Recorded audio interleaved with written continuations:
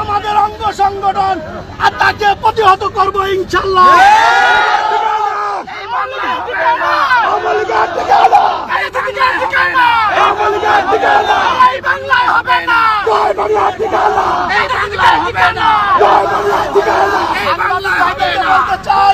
আপনারা দেখেছেন আওয়ামী লীগ যেমন করে পালিয়ে গেছে, আজকে আওয়ামী লীগ ইস্টাবলিশ করার নাম নিয়ে এসে কাদের সিদ্দিকও কিন্তু আমাদের ভয়ে পালিয়ে গেছে।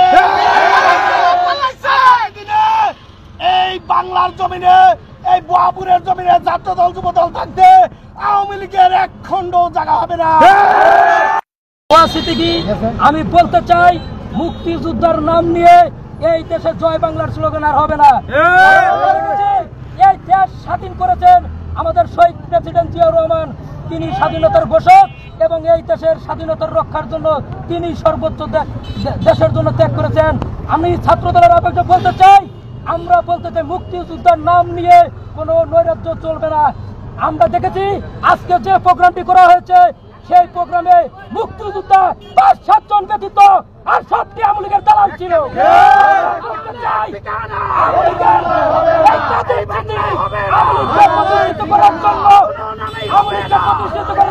সেই মুক্তিযোদ্ধার নাম ব্যবহার করা হচ্ছে।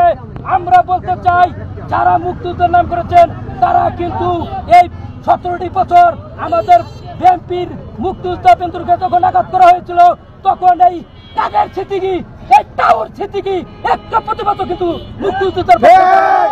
এখন কেন সে মুক্তিযোদ্ধার নাম নিয়ে জয় প্লাগার স্লোগান দিবেন? সে টাউট বাটপার, সে যখনই দেশের একটা হয় তখনই দলের টাউটের মাধ্যমে, মুক্তিযোদ্ধার মাধ্যমে তারা কিন্তু আওয়ামী লীগকে প্রতিষ্ঠিত করতে চায়। আমরা বলতে চাই, এই দেশে জয় বাংলার স্লোগান আর হবে না। এই বলেই আমরা আগামী দিনের দেশ নায়ক তারেক রহমানের নির্দেশেই এই দেশ পরিচালনা হবে।